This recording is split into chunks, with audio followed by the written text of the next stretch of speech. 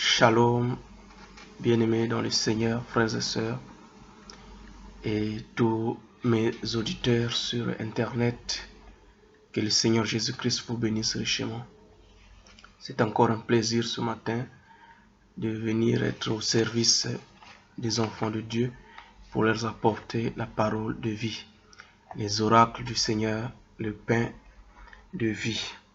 Alors ce matin, nous voulons encore apporter la parole, se tenir à notre poste du devoir et vous apporter quelque chose qui pourra rapprocher votre cœur un peu plus du Seigneur si jamais vous nous écoutez.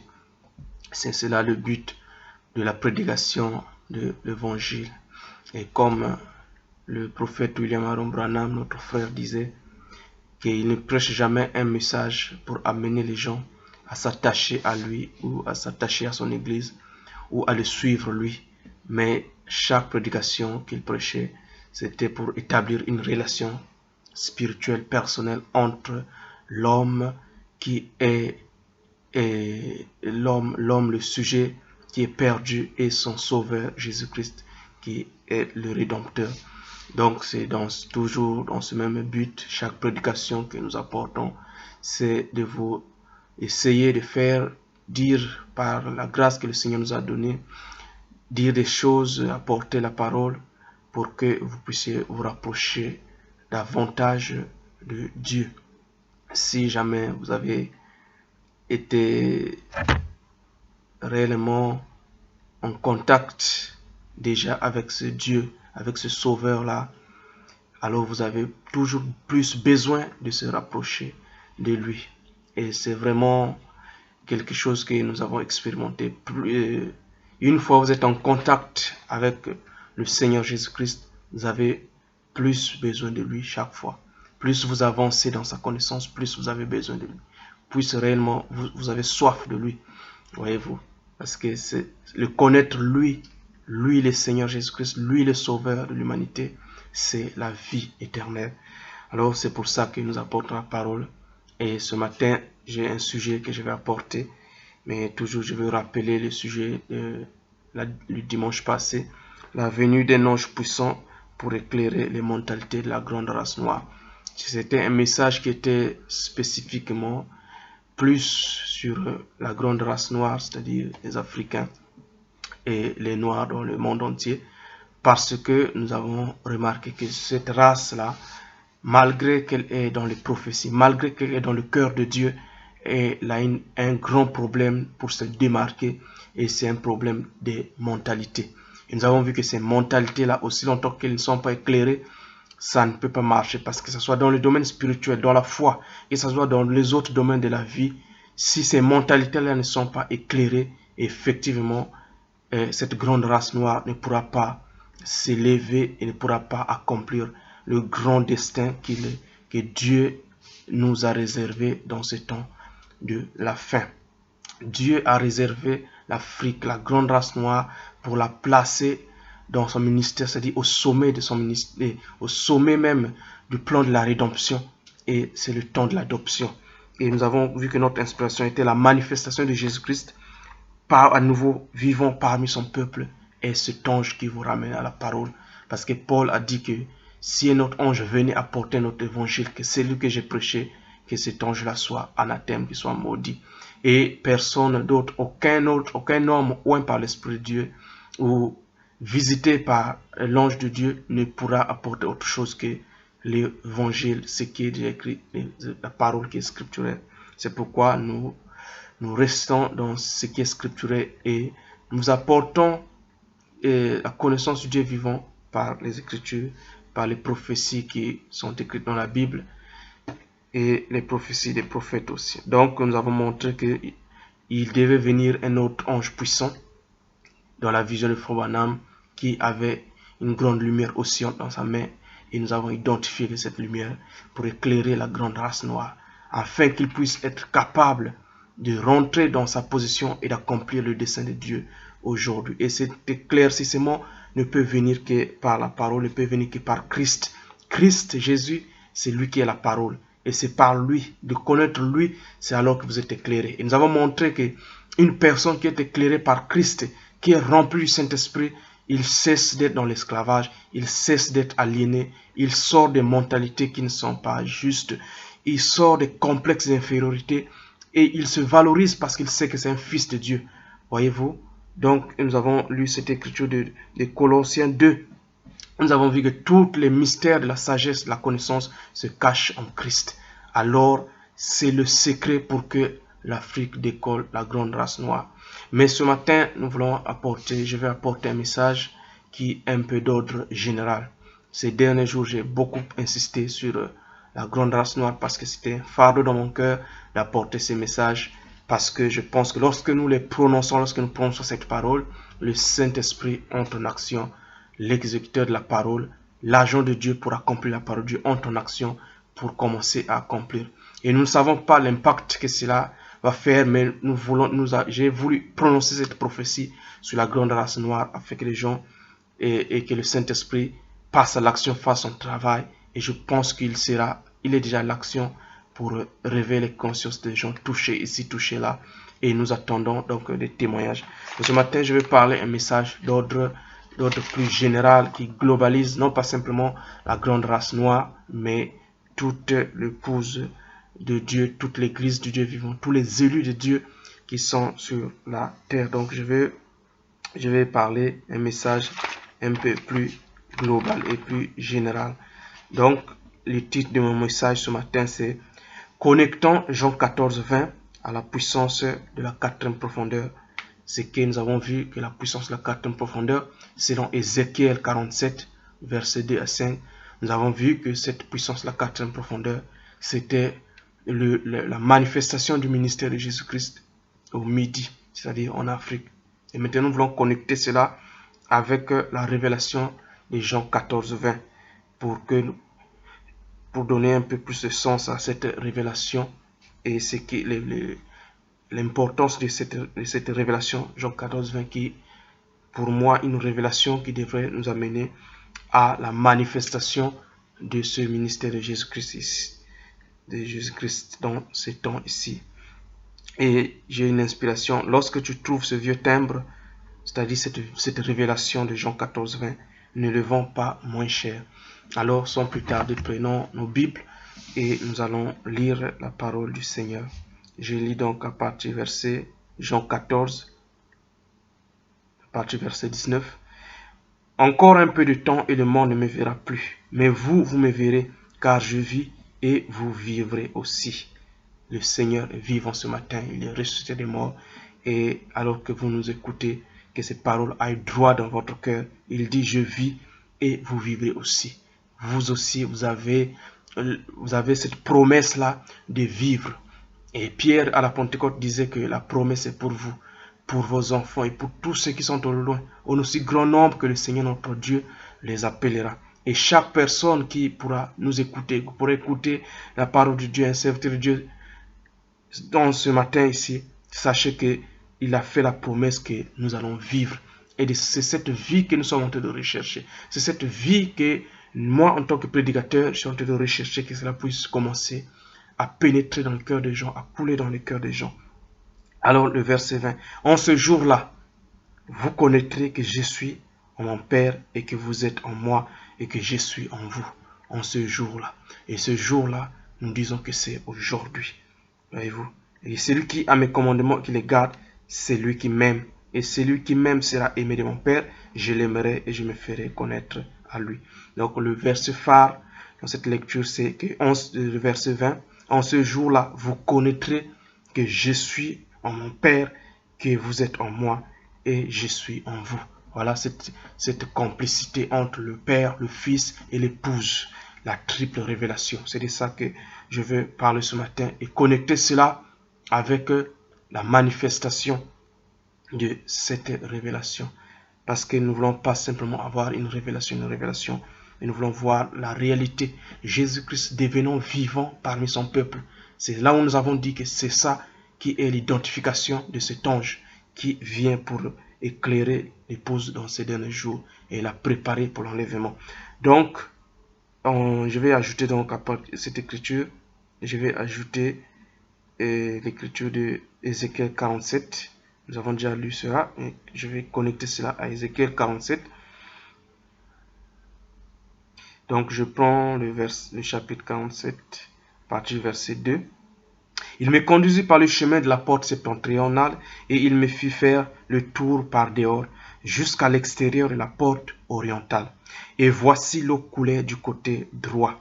Lorsque l'homme s'avança vers l'orient, il avait dans la main un cordeau et il mesura 1000 coudées. Il me fit traverser l'eau et j'avais de l'eau jusqu'aux chevilles. C'est la première mesure. Il mesura encore 1000 coudées. Il me fit traverser l'eau et j'avais l'eau jusqu'aux genoux. Il mesura encore 1000 coudées et il me fit traverser et j'avais de l'eau jusqu'aux reins. Il mesura encore 1000 coudées. C'était un torrent que je ne pouvais traverser car l'eau était si profonde. Excusez-moi là. L'eau était si profonde qu'il fallait y nager. C'était un torrent qu'on ne pouvait pas traverser. Et nous avons vu dans la vidéo d'introduction à cette vision que cette eau était relative à la parole et à l'esprit.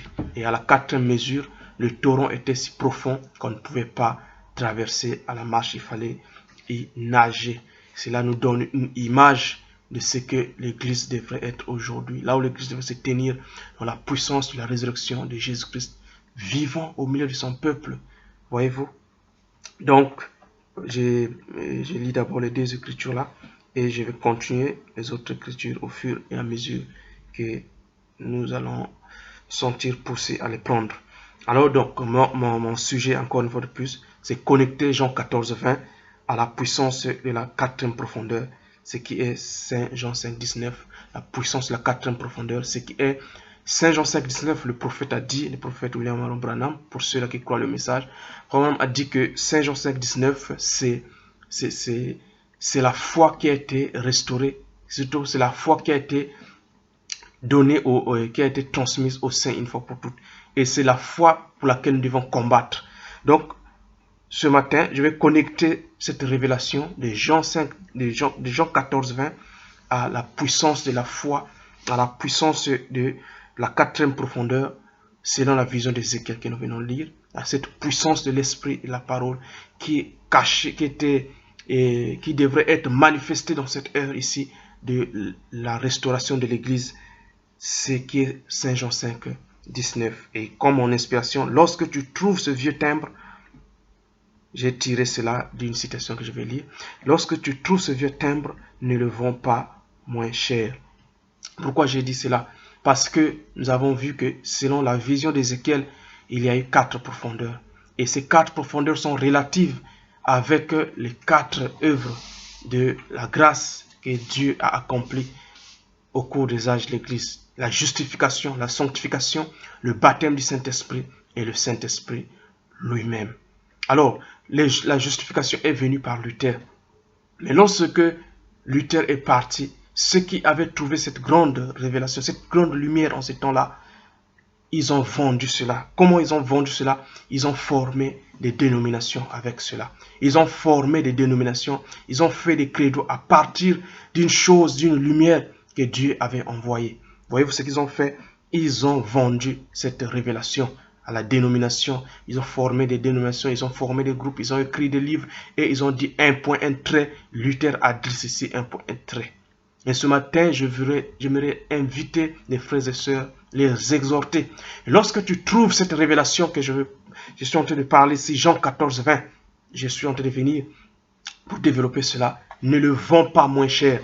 Ne vends pas cela à une dénomination. Ne prends pas cette révélation pour en faire une doctrine et éloigner les gens de la présence de Dieu. Les Wesleyens ont fait la même chose. Ils ont trouvé la grande révélation de la sanctification. Mais qu'est-ce qu'ils ont fait après que Wesley soit parti? Ils ont établi des credos et des dogmes et ils ont bâti des dénominations à partir de cette chose. Ils l'ont vendu moins cher. Or, ce n'était pas destiné à vendre moins cher, mais cette lumière qu'ils avaient reçue était destinée à s'épanouir et à continuer à marcher au fur et à mesure que Dieu était en train d'avancer en dévoilant son plan de la rédemption, en dévoilant sa parole, révélant ses mystères. Voyez-vous, pour notre bien, pour le salut de nos âmes. Et la troisième œuvre, ce que j'ai identifié à la troisième profondeur de la vision d'Ézéchiel 47 que nous avons lu, le baptême du Saint-Esprit. Lorsque les pentecôtistes ou l'organisation pentecôtiste ont trouvé la restauration des dons et la fusion du Saint-Esprit, en ce moment-là, ils ont dit, voilà, c'est la pluie de l'arrière-saison, nous avons la meilleure chose. Et à partir de cela, ils l'ont vendu moins cher. Au lieu de continuer de marcher dans la lumière, au lieu de faire confiance au Seigneur et de continuer à marcher dans la lumière comme il conduisait, ils ont établi des credos, ils ont établi des dogmes, ils ont établi des doctrines, ils ont établi des barrières et ils sont morts. Ils ont vendu la mèche. Ils ont liquidé la parole de Dieu. Ils ont liquidé la révélation de Dieu. Alors aujourd'hui, nous arrivons à la quatrième profondeur qui est le Saint-Esprit lui-même. Et cette révélation est rattachée dans ce jour-ci avec Jean 14, 20. Il a dit, en ce jour-là, vous connaîtrez que je suis en mon Père et que moi, et je suis, laissez-moi le lire pour le prendre très bien, de la façon que l'Écriture le dit. Puisque je ne veux pas que ce soit mes paroles ici, mais que ce soit tel que l'Écriture le dit. En ce jour-là, vous connaîtrez que je suis en mon Père et que vous êtes en moi et que je suis en vous. Quel est ce jour? Ce jour, c'est aujourd'hui. Et c'est ça que nous rattachons à la puissance de la quatrième profondeur, la restauration promise. Alors, il est très important de connaître cette chose et cette révélation ici est très importante pour nous parce que, effectivement, si nous ne savons pas qui nous sommes, ce serait difficile en ce jour ici. Il y aurait tellement des embrouillements. Il y aurait tellement de séduction qu'il est impératif de connaître qui tu es. Si quelqu'un ne connaît pas qui il est réellement, alors ce serait difficile pour lui d'avancer en cette heure. C'est une heure de ténèbres, c'est une heure de grande pression, c'est une heure de désespoir, c'est une heure tellement difficile. Alors c'est pour ça, en ce jour-là, vous allez connaître la révélation, la grande révélation de qui vous êtes et qui vous êtes en Dieu et qui vous êtes en Christ. Alors, de partir de cette révélation, vous pourrez être tranquille, vous pouvez savoir qui vous êtes et vous pouvez être confiant pour marcher, faire briller votre lumière dans ces grandes ténèbres aujourd'hui, au milieu des dénominations, au milieu des confusions, comme il y a un homme de Dieu qui a dit dans les âges de l'Église que la chrétienté aujourd'hui est devenue un labyrinthe, c'est-à-dire une maison où vous rentrez par une porte et il y a tellement de chambres dedans que vous ne connaissez pas par où sortir, voyez-vous. Et Dieu nous invite à revenir à la parole, à revenir aux préceptes de base. Et pour cela, vous devez connaître qui vous êtes. Vous devez connaître que vous êtes un fils de Dieu, prédestiné avant la fondation du monde pour la vie. Et vous sentez cette pulsation de la parole qui vous appelle dans votre cœur. Alors si vous sentez cela et vous savez que vous êtes un fils de Dieu, alors vous allez vaincre. Parce que si vous ne savez pas qui vous êtes, vous risquerez d'être tout le temps ballotté, secoué et séduit. Donc il y a une promesse ici que je vais lire du message enseigné, prêché par le frère William Aaron Branham. Christ est le mystère de Dieu révélé. Jeffersonville, le 28 juillet 1963, il dit ceci. La nouvelle naissance, c'est Christ. C'est une révélation. C'est ce que nous sommes en train de parler ici. Dieu vous a révélé ce grand mystère et c'est une nouvelle naissance. Maintenant, qu'allez-vous faire quand tout ce groupe-là aura été réuni? Ce groupe-là où la révélation est en parfaite harmonie. Dieu exprimant cela à travers sa parole par les mêmes actions, les mêmes choses qu'il avait faites, manifestant la parole. Nous voyons qu'ici que le prophète, il prend la révélation, mais cette citation ici nous montre qu'il ne parle pas simplement d'une révélation, c'est-à-dire d'une révélation mentale, ou d'un enseignement, ou comment je peux appeler ça, comme quelque chose que vous avez lu dans un livre. Voilà, aujourd'hui, je sais, en ce jour-là, je connaîtrai. Il dit qu'il rattache cette révélation ici avec une manifestation de la parole. Et nous allons voir que cette nouvelle naissance, ça ne peut pas être autrement que par le baptême du Saint-Esprit. La régénération, c'est ça la nouvelle naissance. Pas simplement recevoir une certaine théologie pour dire que nous sommes ceci, nous sommes cela, nous allons venir. Mais c'est une régénération, c'est une nouvelle œuvre, c'est une nouvelle création en vous. Dieu qui vous révèle ce mystère, c'est lui qui vous crée. Voilà comment je vois cela. Il fait de vous une nouvelle créature en Christ. Alors c'est qu'en ce moment, il vous a révélé ces grands mystères. En d'autres termes, ce n'est qu'une foi mentale. Alors il dit ceci. Oh, si seulement l'Église connaissait sa position. C'est là où je voulais en venir. Si seulement l'Église connaissait sa position, elle la reconnaîtra un jour. Alors ce sera le départ, l'enlèvement, quand elle va reconnaître ce qu'elle est. Alors c'est la grande question aujourd'hui. Connaître ce que l'Église est. L'Église doit reconnaître ce qu'elle est. Et lorsqu'elle prophétise, lorsqu'elle reconnaîtra ce qu'elle est, alors ça sera l'enlèvement. Mais entre le moment où elle reconnaîtra ce qu'elle est et l'enlèvement, je crois que là, au milieu, là, il y a une manifestation de la révélation. Il y a un temps pour la révélation, il y a un temps pour la manifestation de la révélation. Alors, aujourd'hui, le grand problème aujourd'hui, c'est que l'Église doit arriver à connaître qui elle est. Pourquoi? Parce que c'est un âge qui est comme ça. Vous voyez, même dans les naturels, même dans les gens qui ne sont pas chrétiens, aujourd'hui, c'est un âge qui, spirituellement, c'est un âge qui est comme ça. C'est-à-dire, nous sommes dans l'âge du Verseau. Et dans cet âge du Verseau, c'est un âge de grande connaissance. Et même les gens qui ne sont pas des chrétiens savent que dans cet âge-ci, ils ont cette révélation que dans cet âge, c'est un âge où les gens apprennent à se connaître eux-mêmes. Apprennent à se connaître, à rentrer dans les profondeurs de leurs êtres et à se connaître eux-mêmes. Maintenant, c'est là où je voulais en venir. Parce que vous pouvez manquer le but en tant que des gens des chrétiens ou des gens que Dieu a appelés pour le salut, pour l'enlèvement. Il y a une certaine connaissance que Dieu veut transmettre à l'Église. Pas simplement avoir une connaissance, je ne sais pas, charnelle,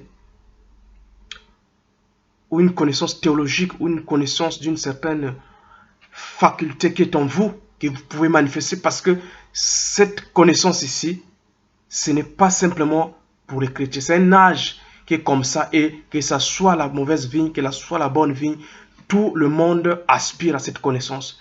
Tout le monde vont trouver quelque chose. Souvenez-vous, les deux arbres vont toujours ensemble. L'arbre de la vie et l'arbre de la mort, la connaissance du bien et du mal qui est l'arbre de la mort. Les deux arbres fonctionnent toujours ensemble. Ils sont toujours ensemble. Ils étaient tous les deux dans le jardin d'Éden.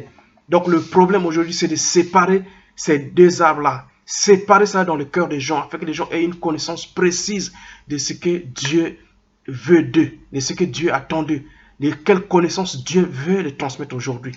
Parce que, souvenez-vous, si Dieu a promis qu'en ces derniers jours, vous connaîtrez ce que vous êtes en moi, ce que vous êtes en Dieu, souvenez-vous que de même façon, pour les gens de l'extérieur qui ne sont pas les chrétiens, qui n'ont pas la vie éternelle, qui n'ont pas le salut dans le Seigneur Jésus-Christ, il y a aussi une explosion de connaissances. Et c'est pour cela qu'aujourd'hui, il y a une grande explosion de connaissances dans les psychologies, et dans le domaine de la psychologie, le yoga, ces choses-là, qui rentrent dans les profondeurs pour connaître, essayer de découvrir l'homme, l'être intérieur de l'homme.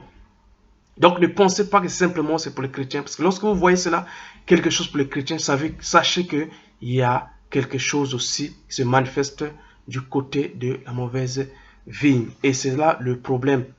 C'est là le problème aujourd'hui. Nous voulons avertir, nous voulons orienter cette connaissance aujourd'hui. Et c'est ça mon fardeau dans ce message, c'est d'apporter un peu d'éclaircissement sur ces choses. Je ne sais pas si en m'écoutant vous pouvez comprendre, mais peut-être que à la fin de cette vidéo vous pouvez comprendre ma pensée, mon fardeau, mon souci, ce que je suis en train de vouloir transmettre.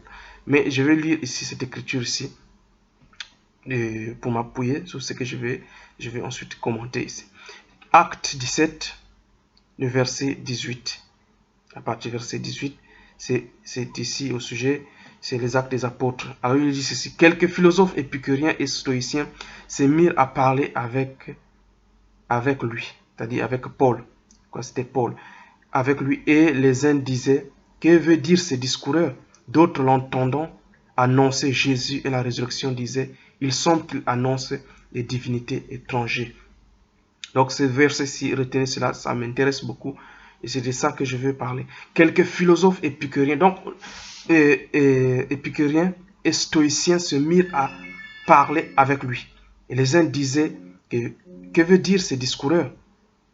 Et plus tard dans le verset 19, il dit, alors ils prirent et le menèrent à l'aéropage en disant, pourrions-nous savoir quelle est cette nouvelle doctrine que tu enseignes? Car tu nous fais entendre des choses étranges. Nous voudrions donc savoir ce que cela veut dire. Or, les Athéniens et les étrangers demeurant à Athènes ne passaient leur temps qu'à dire ou à écouter des nouvelles. Paul, debout au milieu de l'aéropage, dit, homme athénien, je vous trouve à tout égard extrêmement religieux. Ce n'est pas en étant religieux, frère, que vous êtes sauvés, mais vous êtes sauvés en connaissant Christ dans la puissance de la résurrection. Et sa puissance de la résurrection, c'est la vie qui se manifeste en vous. Car en parcourant votre ville et en considérant les objets de votre dévotion, j'ai même découvert un autel avec cette inscription, à un Dieu inconnu. Ce que vous révérez sans le connaître, c'est ce que je vous annonce. Le Dieu qui a fait le monde et tout ce qui s'y trouve, étant le Seigneur du ciel et de la terre, n'habite point dans les temples faits des mains d'hommes. C'est ça. Le Dieu qui a fait les cieux et la terre n'habite pas dans les temples faits des mains d'hommes. Ce Dieu-là ne peut habiter que dans le cœur de l'homme que Dieu a choisi pour installer son trône. Donc, ce verset 18, il parle aussi de ces philosophes stoïciens et épicuriens qui est en train de parler avec Paul. Alors, de quoi parlait-il? J'ai fait un peu de recherche et je vais vous exposer ici. C'est que la théorie de Socrate, du connais-toi toi-même. Parce que quand on parle de ces stoïciens et de ces épicuriens, ça vient de ces philosophes ici. C'est les philosophes, les Grecs. Ça vient de ces philosophes ici, précisément des gens comme les Socrates. Et Socrate, il enseignait cette philosophie de la connaissance de soi. Et c'est pour ça que je vais parler de ça, afin de faire la distinction et séparer pour cela, pour l'Église qui est appelée à la vie éternelle, qui est appelée au salut aujourd'hui, afin que les gens ne soient pas dans une philosophie. Ils ne s'arrêtent pas à une philosophie, mais qu'ils puissent continuer. Parce qu'aujourd'hui, nous savons, je vais dire ceci. Donc, Socrate disait, il parlait de connais-toi toi-même. C'est la philosophie par laquelle, par ses pensées et ses sentiments, l'homme doit devenir un sculpteur conscient de son propre corps. Il faut s'habituer à communier avec tout l'univers pour être inspiré. Et je ne sais pas ce qu'il veut dire ici.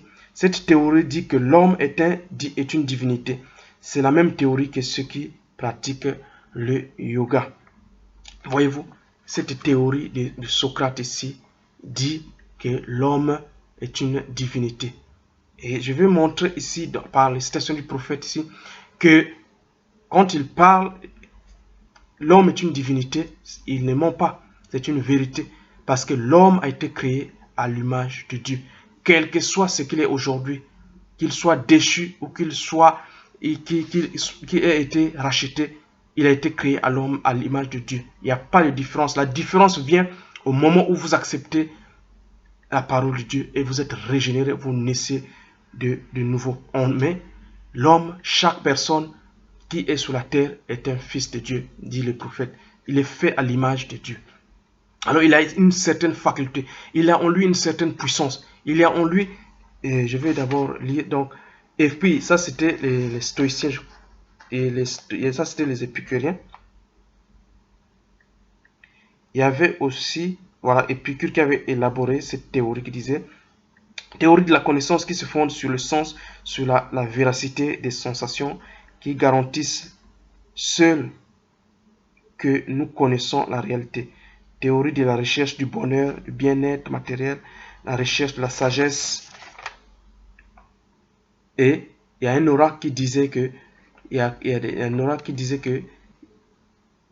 Socrate était capable de faire accoucher les vertus qui étaient cachées dans les hommes par ses enseignements. Effectivement, en enseignant la théorie de connais-toi toi-même, qui est aujourd'hui la théorie qui est utilisée dans les grandes loges, dans les loges, les maisons magiques. Vous pouvez faire des recherches, vous savez, vous savez, si vous avez un peu de connaissance sur ça, vous savez que les gens comme la Rose-Croix se basent sur les enseignements de Socrate de connais-toi toi-même. Et à partir de là, il essaie de connaître, de comprendre comment fonctionne l'homme, c'est-à-dire que intérieurement, pas l'homme, pas cette chair, mais l'homme spirituel intérieur, comment il fonctionne, comment il peut rentrer en contact avec... Parce que l'homme que Dieu a créé, c'est un homme esprit. C'est quoi? Cet homme, même s'il est dans cette corps de chair, si on lui apporte une certaine connaissance, il peut pratiquer cela et faire certaines choses, faire certains exploits. Pour cela, après que j'ai lu cette théorie de Socrate ici, j'aimerais appuyer cela par ce que le prophète dit ici, pendant que j'avance vers le but de mon message. Frère Branham dit ceci dans La foi et l'assurance. Oh frère, attendez une minute.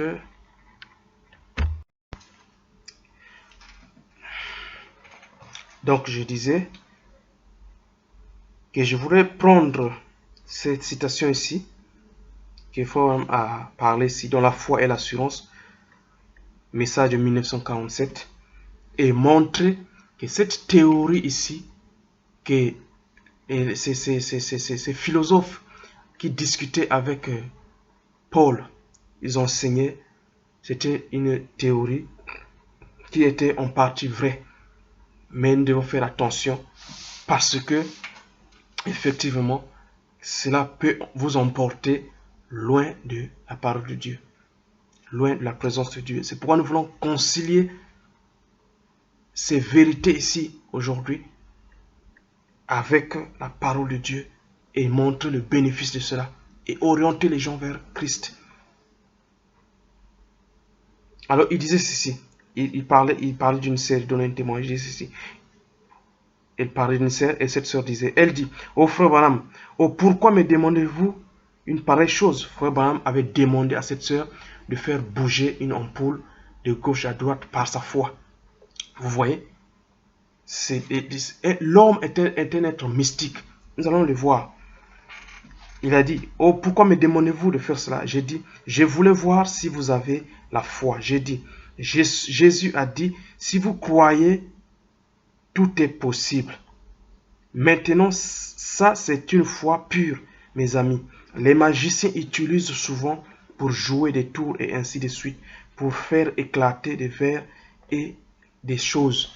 Les magiciens utilisent ça aujourd'hui. Quand vous entendez parler des magiciens, je ne sais pas, des rosicruciens, des quoi, je ne sais pas, mais ils utilisent, frère, on dit qu'ils utilisent cette foi pure.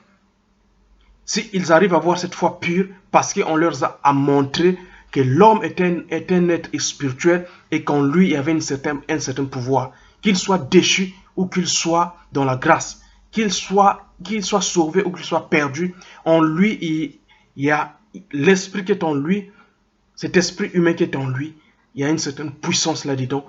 Et à partir de la connaissance de cet être-là, effectivement, les magiciens arrivent à saisir cette foi-là et pouvoir faire des choses. Faire par exemple des tours, parce que on dit que c'est une foi pure et les magiciens arrivent à utiliser cela. Comment ils arrivent à utiliser cela? Parce qu'on les a fait croire, on les a montré qui ils étaient. Qu'ils étaient des êtres spirituels. Et il continue, il dit ceci. Et maintenant, si vous pouvez briser un verre d'eau parce que vous avez une théophanie, une conception mentale et une certaine puissance que vous pouvez manifester en tant qu'être humain.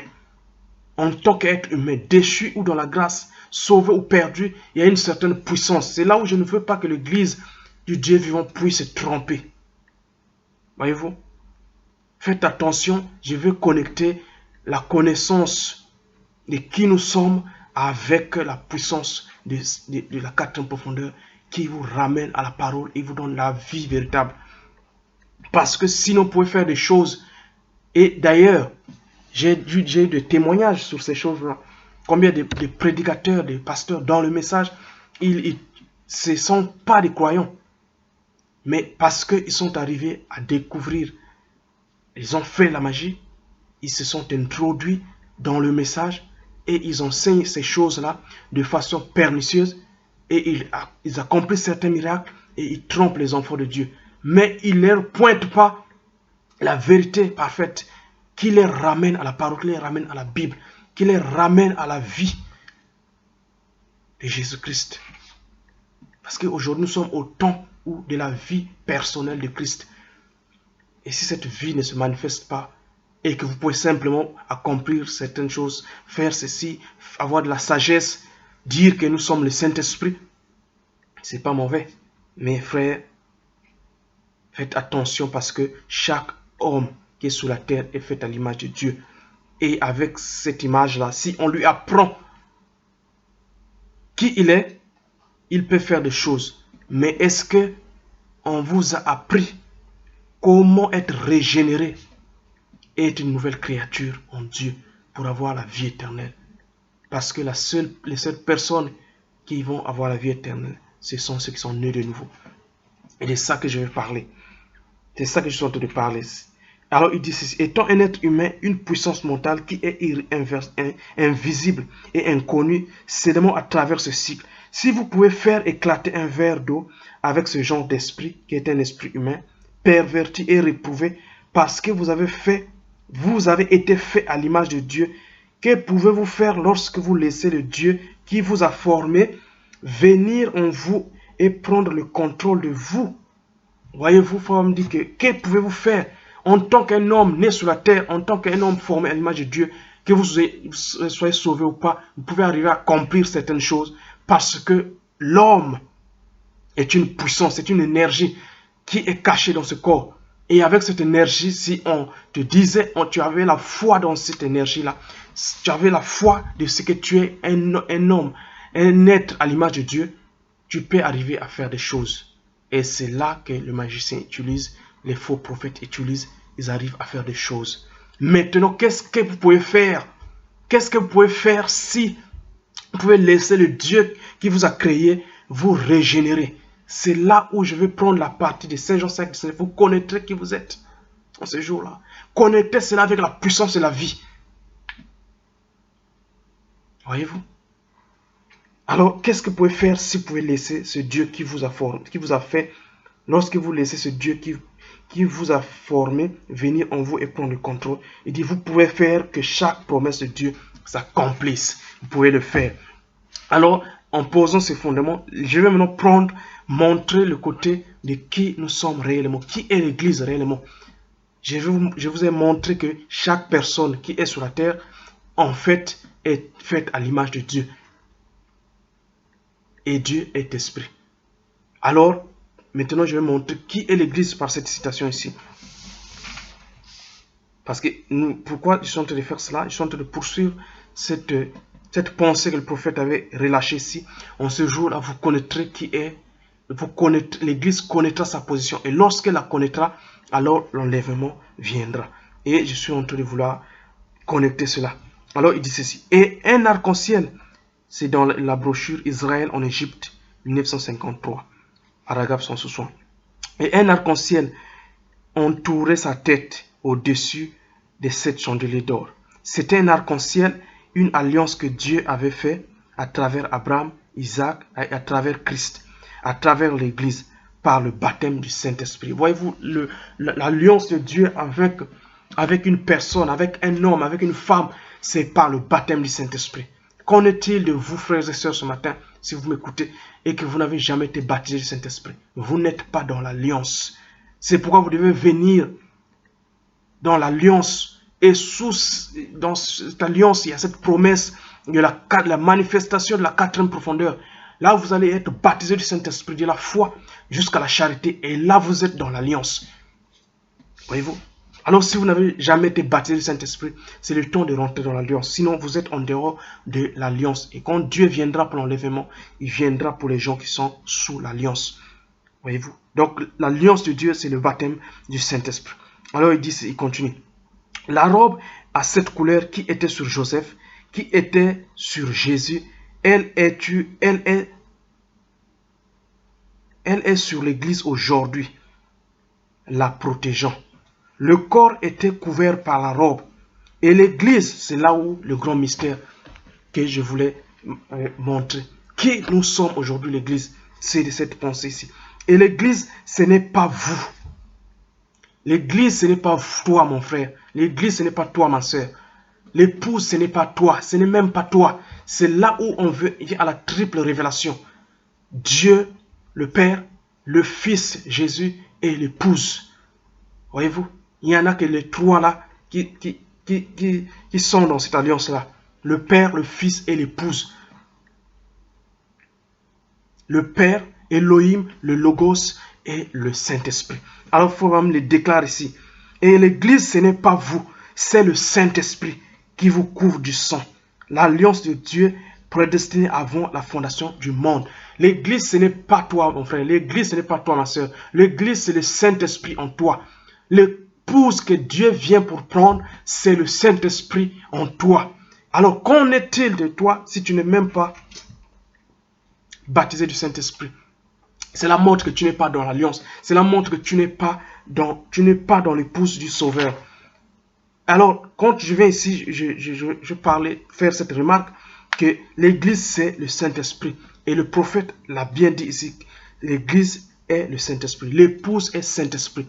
Aujourd'hui, frères et sœurs, nous devons comprendre et le croire que nous sommes le Saint-Esprit. L'alliance prédestinée de Dieu avant la fondation du monde. Voyez-vous, vous n'êtes pas certainement tout le Saint-Esprit, vous êtes une partie du Saint-Esprit. Et mon frère est une partie du Saint-Esprit, ma soeur est une partie du Saint-Esprit. Et l'épouse entière forme le Saint-Esprit. Et c'est le prophète Branham qui l'a dit ici, étant donné qu'il est le messager pour nous aujourd'hui, qui devait nous apporter les mystères cachés. Il a relâché ce mystère ici. L'Église est le Saint-Esprit. Alors aujourd'hui, le problème c'est qu'il y a des frères qui ont reçu cette révélation aussi pour savoir que nous sommes le Saint-Esprit. Et j'ai dit bravo, j'ai dit c'est bien, c'est une très bonne chose. Et s'il y a des frères qui n'ont pas encore accepté cette révélation, parce que la foi de l'enlèvement viendra de cette révélation lorsque vous connaîtrez qui nous sommes en lui. Et ça le problème. Dieu veut que l'Église puisse connaître qui nous sommes. Et derrière cette connaissance-là, de la même façon que les gens de ce monde, les magiciens, ils peuvent connaître, ils peuvent croire la connaissance de qui ils sont. Qu'ils sont des esprits faits à l'image de Dieu, qu'il y a une certaine puissance en eux, et un certain dépôt en eux. À partir de cette, ils peuvent produire une foi pure pour faire des tours de magie, pour faire éclater les verres. De la même façon, l'épouse doit accepter aujourd'hui que nous sommes le Saint-Esprit.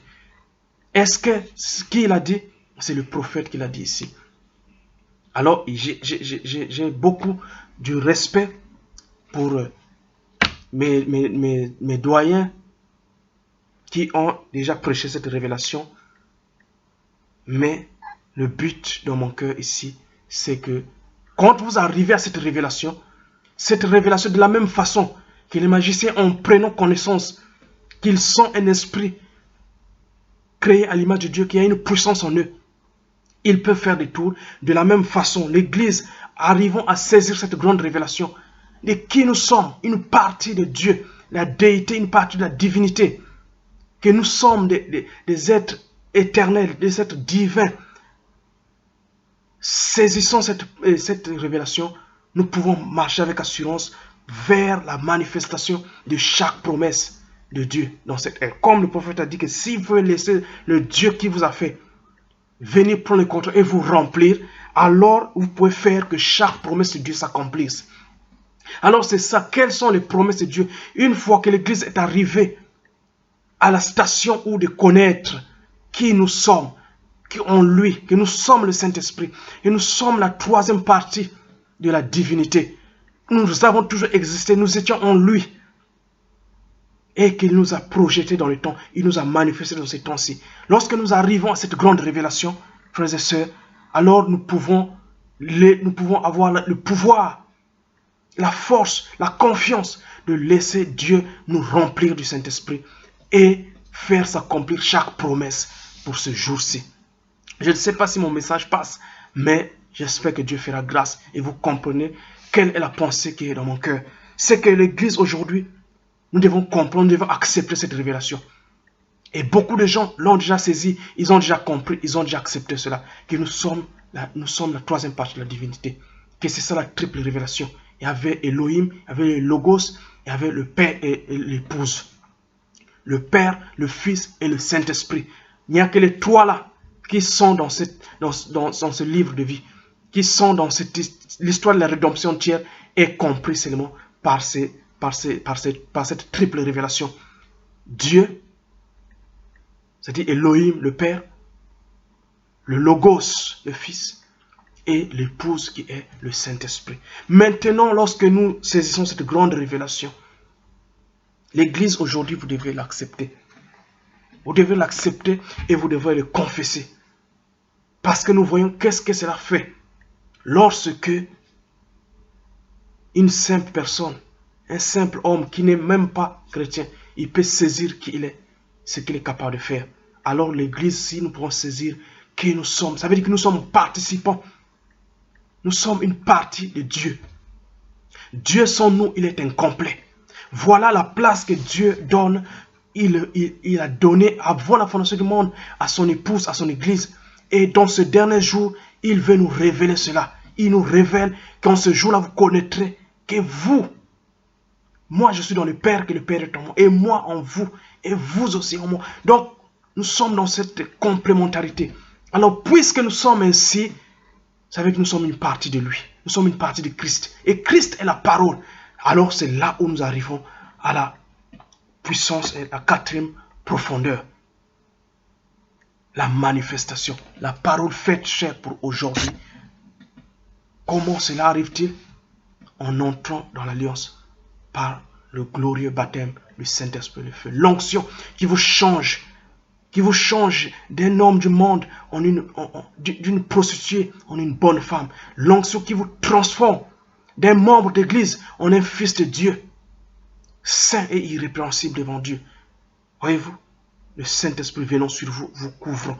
Alors, j'aimerais prendre encore cette citation ici, cette fois-ci, d'un homme de Dieu, l'apôtre Coleman, que je vais mettre sur cette vidéo ici.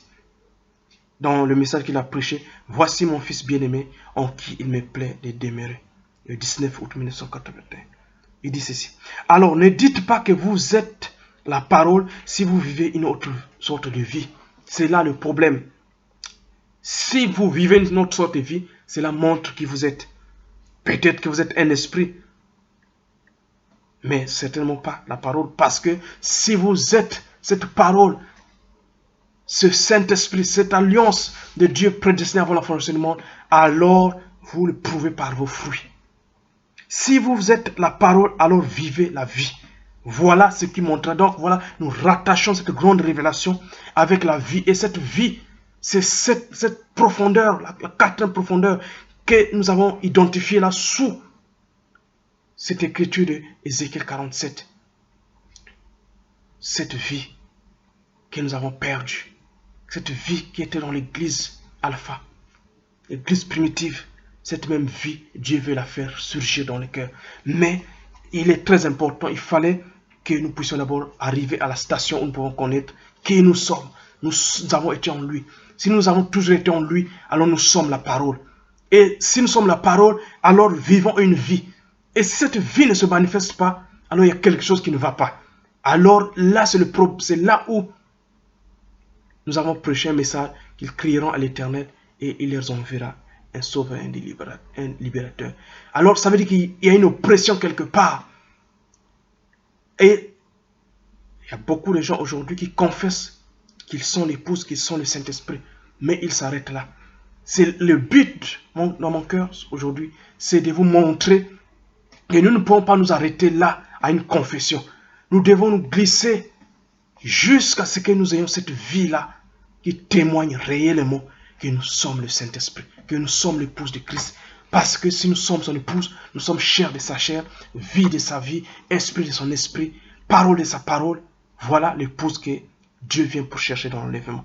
Alors il dit ceci. Gloire à Dieu.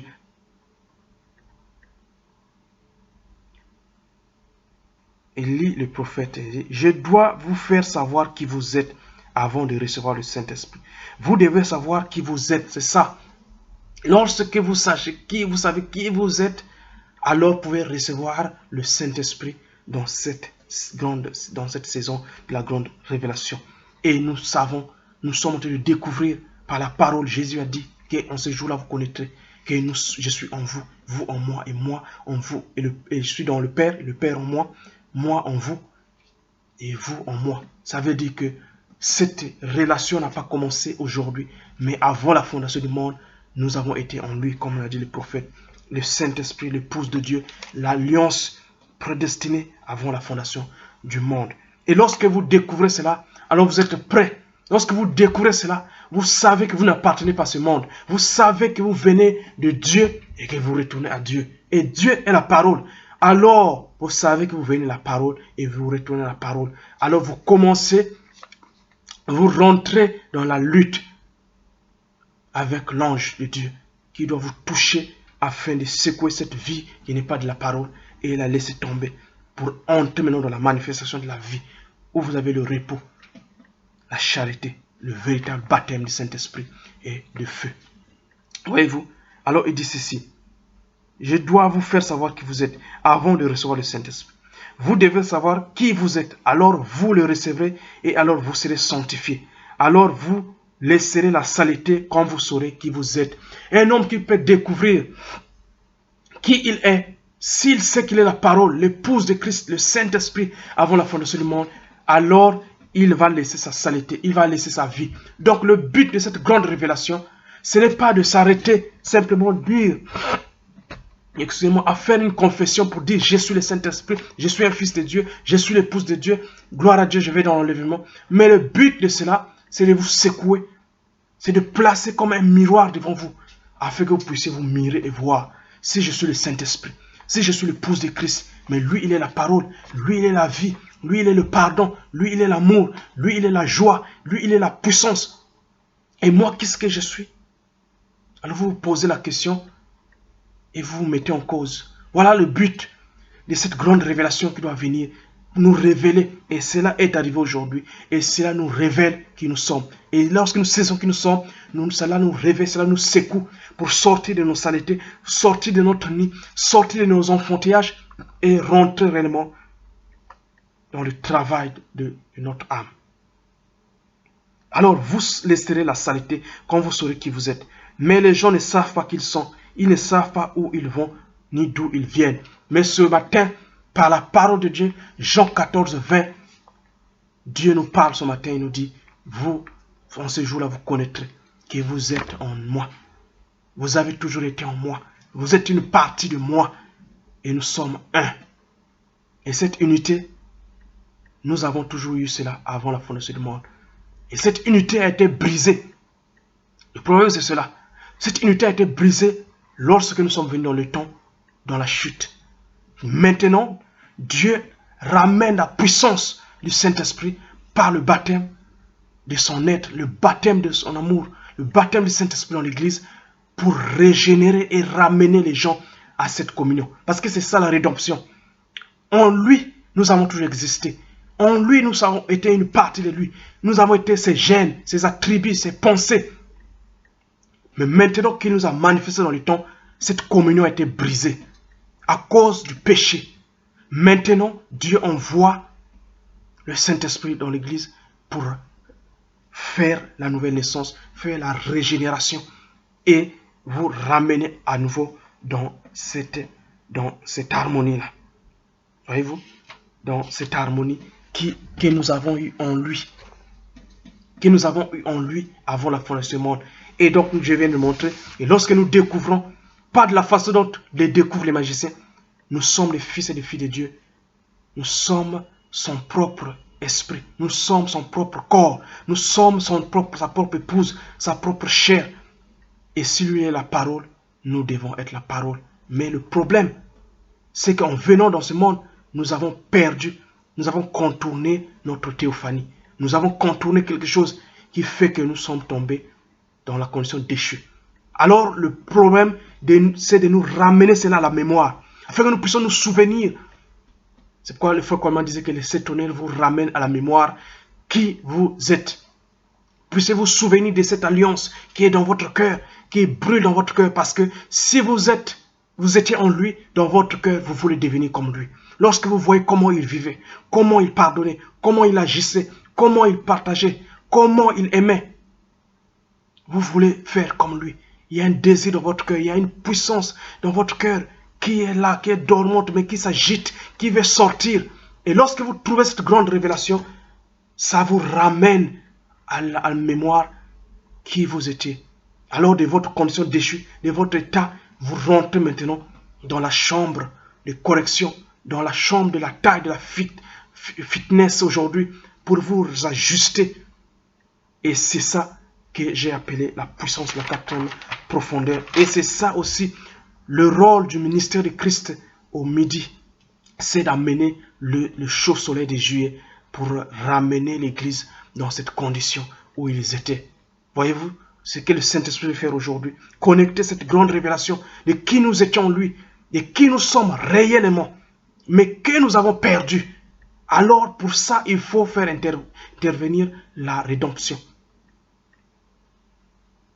Et c'est pour ça que Dieu envoie la révélation aujourd'hui, afin que nous puissions connaître qui nous sommes.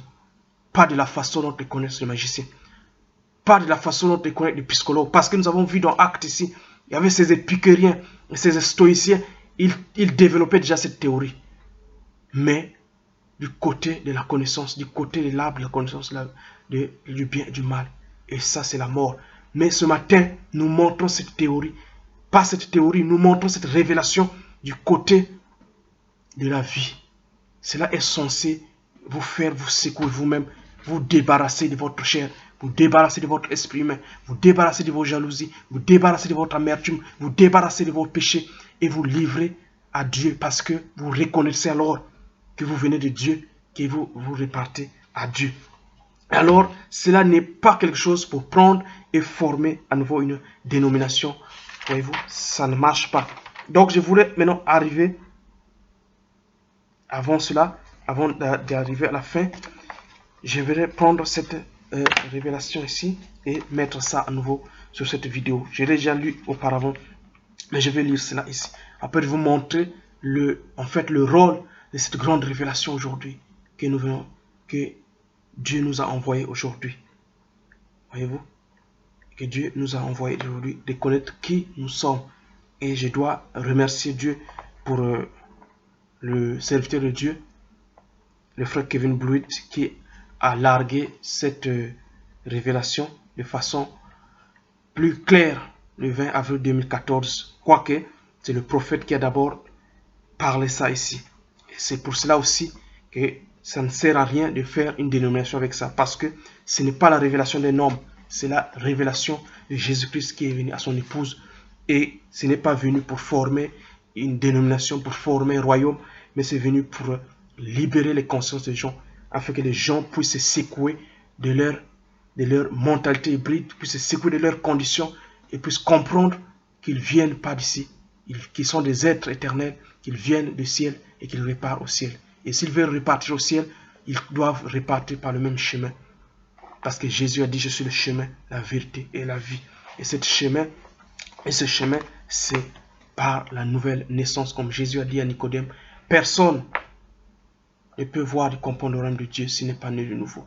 Et cette nouvelle naissance, elle est rattachée effectivement avec le baptême du Saint-Esprit. Vous ne pouvez pas les séparer. Donc c'est une expérience. C'est une expérience. Ce n'est pas simplement une connaissance théologique, mais c'est une révélation, c'est une expérience du baptême du Saint-Esprit. Donc cette grande révélation est censée amener dans l'Église une nouvelle Pentecôte. La puissance de la Pentecôte originelle, qui est la quatrième profondeur, pour effectivement ramener les gens à la vie éternelle. Voyez-vous, je vais lire donc ici. Dans l'exposé de cet âge de l'Église, on dit ceci.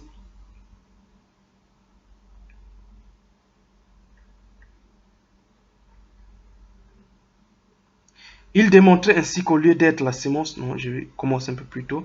Voilà une image parfaite de ce, à la page 252. Voilà une image parfaite de ce mouvement qui se dit de la Pentecôte. Cela est bien prouvé par le fait que ces gens se sont organisés à partir d'une doctrine. Et c'est ce qui se passe aujourd'hui. Les gens trouvent une grande révélation. C'est ça le but de mon message ce matin. Lorsque vous trouvez cette grande révélation, ne formez pas une doctrine et ne vous organisez pas parce que cela va vous tuer. Cela va faire sortir Dieu au milieu de vous. Voyez-vous? À partir d'une doctrine, et se sont retrouvés liés, tout comme l'organisation qui les avait précédés. Il est démontré ainsi qu'au lieu d'être la sémence réelle, ils étaient la balle, l'enveloppe destinée à protéger la sémence de blé à venir. Cette étape de la balle est la période dangereuse dont Jésus parle dans Matthieu 24, 24, au point de vous séduire s'il était possible, même les élus. Au point de séduire s'il était possible, même les élus. Oh, l'homme avait le sentiment que cette balle, l'âge qui se disait de la Pentecôte, était la vraie sémence. Mais il s'est révélé n'être que le véhicule chargé de transporter la vie jusque dans l'âge où a lieu la véritable restauration. Et nous avons montré que nous sommes arrivés à l'âge où a réellement lieu la véritable restauration. Dieu doit restaurer ce qui a été perdu au cours des âges, depuis l'âge oméga. Et c'est le glorieux baptême du Saint-Esprit, le feu, l'onction suprême qui vous change et qui fait de vous un fils, une fille de Dieu. Pas une dénomination, pas réciter un credo, pas suivre un homme. Voyez-vous? Mais c'est le temps, c'est l'âge de la véritable restauration. Et Frère on va connecter ça avec la quatrième profondeur. C'est ça que je suis en train de faire dans cette vidéo. Et où l'épouse blé est manifestée dans la puissance. Donc voyez-vous, il dit que cela n'est pas arrivé, mais il s'est révélé n'être que le véhicule chargé de transporter la vie jusque dans l'âge où a lieu la véritable restauration. Et où l'épouse blé, l'épouse Saint-Esprit, l'épouse parole, partie de son esprit de son esprit, parole de sa parole, chair de sa chair, est manifestée dans la puissance dont il est parlé dans Ézéchiel 47. Et je venais de vous lire Ézéchiel 47. Donc le prophète ici, du temps de la fin ici, que je crois être le prophète, William Aaron Branham, rattache, relie. Donc l'âge de la véritable restauration est avec la puissance de la quatrième profondeur. Et c'est pourquoi j'ai pris de relier cela. Du coup, cette révélation, cette triple révélation ici, de qui nous sommes en Jésus-Christ, avec cette prophétie ici. Et nous disons que c'est le temps que l'Église soit restaurée. C'est le temps que nous puissions avoir une épidémie du baptême du Saint-Esprit, comme a dit mon frère Caleb. Alors, je vais terminer cette vidéo en lisant cette citation pour parler de mon inspiration. Lorsque tu trouves ce vieux timbre, ne le vends pas moins cher. Nous avons vu que les luthériens ont trouvé cette grande révélation. Ils l'ont vendu moins cher en formant des dénominations. Les Wesleyens ont trouvé la grande révélation de la sanctification. Ils l'ont vendu en formant des dénominations. Et en s'arrêtant là et en tuant la parole de Dieu. Les pentecôtistes ont fait la même chose. Et aujourd'hui, l'église du message qui est arrivée à trouver cette grande révélation, nous sommes en train de faire la même chose. Et nous sommes en train de mourir. Alors je vais vous lire cette histoire que le prophète ramène ici. Et rapporte ici. Et je prie que cela puisse vous faire du bien. Il a raconté cela dans la brochure « Quand l'amour se lance » le 6 août 1957. Il dit ceci.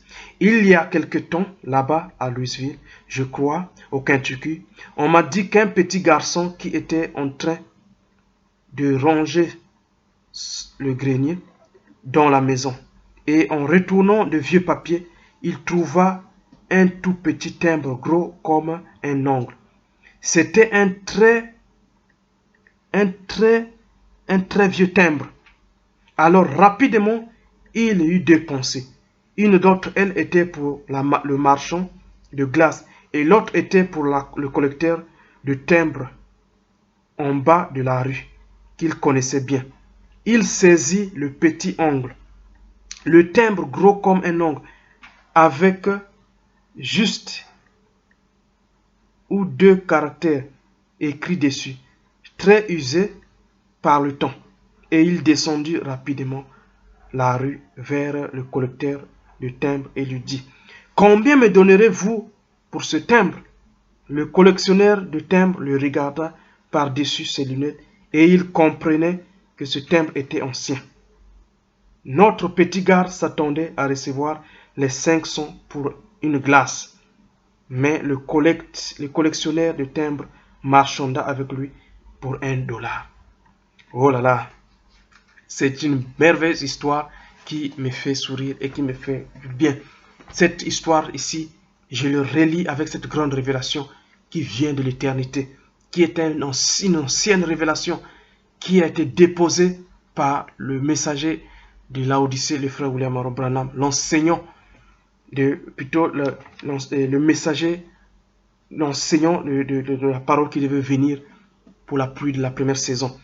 Et ça me fait beaucoup plaisir quand je lis cette histoire de ce petit gars qui avait ce vieux timbre et qui voulait simplement prendre juste et avoir trouvé juste de quoi payer sa glace.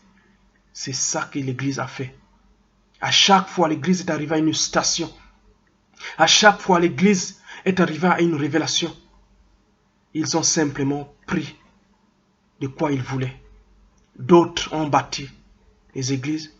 D'autres ont trouvé de belles voitures, de belles femmes. D'autres ont trouvé ce qu'ils cherchaient. Cela était dans leur cœur. Et lorsqu'ils ont trouvé ce qu'ils voulaient, pour eux, cela les suffisait. Ils étaient satisfaits. Mais l'église du Dieu vivant n'est pas satisfaite jusqu'à ce qu'elle entre dans la puissance, la quatrième profondeur, la restauration promise. Frères et sœurs, cette histoire me fait du bien. Oh, ce petit garçon était très ému de recevoir $1 pour ce tout petit glaçon, pour ce tout petit morceau plutôt de papier, gros comme un ongle. Le petit garçon était très ému de recevoir $1 pour ce tout petit morceau de papier, gros comme un ongle. Le collectionneur de timbres le revendit pour $500 c'est la semaine d'après. La semaine dernière, la dernière chose que j'ai entendue au sujet de ce timbre, c'est qu'il valait $250 000. Voyez-vous, cette histoire ici, ça me fait du bien et en même temps ça me fait pitié. Ce petit garçon ne connaissait pas la valeur réellement de ce timbre qu'il avait en main. Et aujourd'hui, l'Église ne connaît pas la valeur de la révélation que nous avons reçue. L'Église ne connaît pas la valeur précise de la parole de Dieu. Avec cette parole, nous pouvons faire des exploits. Nous pouvons faire de grandes choses. L'Église, nous avons réduit la valeur de la parole de Dieu.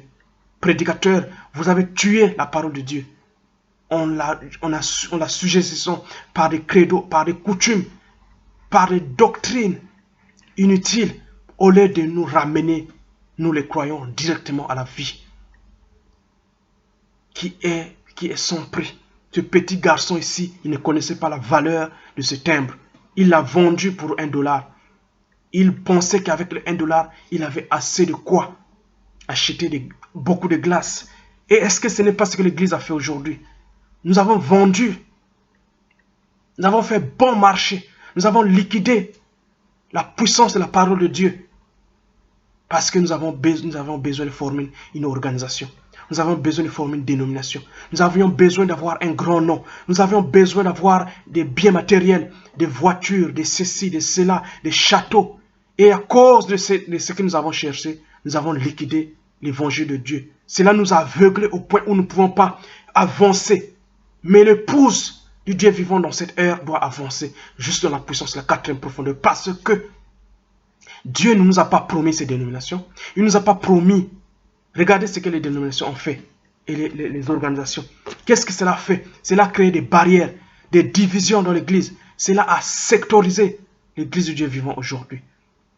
Mais il a été promis qu'un jour viendra où la pluie se mettra à pleuvoir tellement grand que le niveau des eaux va tellement monter et les canards vont traverser ces barrières, ces grillages qui les empêchaient de communier, et ils vont avoir communion. J'ai confiance que cette pluie va pleuvoir dans la prophétie de la manifestation de la quatrième profondeur selon Ézéchiel 47. Et ce que je crois aussi être le ministère de Christ au Midi, en Afrique, le ministère d'adoption. Donc mon frère, ma soeur, prédicateur ou pas, pasteur ou pas, je ne sais pas, grand homme de Dieu, lorsque vous pouvez écouter cette vidéo, sachez-le tout bien que ce petit garçon n'avait pas la connaissance de la valeur de ce timbre qu'il tenait en main. C'est pourquoi il a vendu $1. Et l'église, les serviteurs de Dieu aujourd'hui, et l'épouse, les frères et sœurs en Christ, ils ne connaissent pas la valeur de la grande révélation de Jean 14, 20. Cette révélation est venue pour nous placer un endroit où nous pouvons nous secouer et nous débarrasser du monde, nous débarrasser de notre propre être et réellement recevoir la vie de Christ et refléter cette glorieuse lumière de l'évangile sur la terre aujourd'hui. Une église sans tache, sans ride, restaurée dans la beauté de la Pentecôte originelle pour accueillir ou souhaiter le bienvenu au roi qui vient. Alors c'est le moment de marcher. Lorsque vous avez trouvé cette grande révélation, lorsque vous m'écoutez ou vous écoutez d'autres serviteurs, vous comprenez aujourd'hui que l'église est le Saint-Esprit. Cette grande révélation n'est pas faite pour le vendre moins cher à une dénomination, pour vendre cela moins cher à un groupe, mais cela a été destiné. Cela est une révélation tellement chère que vous ne pouvez pas le vendre. Vous ne pouvez pas le vendre. Vous devrez simplement, je ne sais pas, vous devrez, la seule façon de le vendre, c'est de le vendre à son propriétaire lui-même. Et c'est-à-dire de briser ces sectarismes, de briser ces dénominations, de briser ces credos et de nous livrer, nous vendre nous-mêmes au Seigneur Jésus-Christ pour qu'il nous remplisse de son Saint-Esprit, qu'il nous introduise dans la puissance de la restauration qui a été promise pour ce jour. Cette révélation, cette triple révélation n'est pas pour que nous puissions nous arrêter à une station, comme ont fait les luthériens, pas nous arrêter comme les Wesleyens, pas nous arrêter comme les pentecôtistes, pas nous arrêter comme aujourd'hui l'église du message et vendre cela en formant des dénominations, en annulant la puissance de Dieu. Mais cette grande révélation est venue pour nous introduire dans la puissance de la quatrième profondeur qui est la restauration promise que Dieu a promis pour ce jour-ci. Dieu qui devait restaurer cette église dans la condition où elle était au commencement. Parce que si jamais cet oranger original, cette église originale de Christ, une nouvelle branche pousse, elle va produire les mêmes orangers. Il va produire les mêmes fruits de la résurrection. Et c'est pour ça que Dieu a envoyé cette grande révélation, pour nous montrer qui nous sommes, nous secouer nous-mêmes, et afin que nous puissions produire les mêmes fruits. Et comment ces fruits peuvent venir, à moins qu'il y ait que le Saint-Esprit se déverse dans l'Église d'une manière puissante, comme cela était au temps des apôtres. C'est pour cela cette grande révélation devait nous conduire à une nouvelle vague du Saint-Esprit. Alors que vous continuez à méditer ces paroles, j'aimerais terminer cette vidéo par ici et vous laisser le temps avant les prochaines vidéos de méditer, de prier et de réfléchir à ces choses. Qu'est-ce que Dieu nous a promis pour ce jour? Où est-ce que nous en sommes? Qu'est-ce que nous en avons fait avec cette grande révélation que Dieu nous a envoyée? Jean 14, 20, en ce jour-là, vous connaîtrez ce que vous êtes. Et lorsque nous découvrons ce que nous êtes, cela était censé nous conduire dans Jean 5, 19. La foi qui a été transmise une fois pour les saints, une fois pour toutes, pour les saints dont a parlé Jude.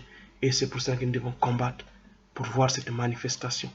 Alors, frères et sœurs, j'aimerais m'arrêter par ici et vous dire un grand shalom et vous donner un rendez-vous à la prochaine, le Seigneur le voulant. Que le Seigneur vous bénisse richement.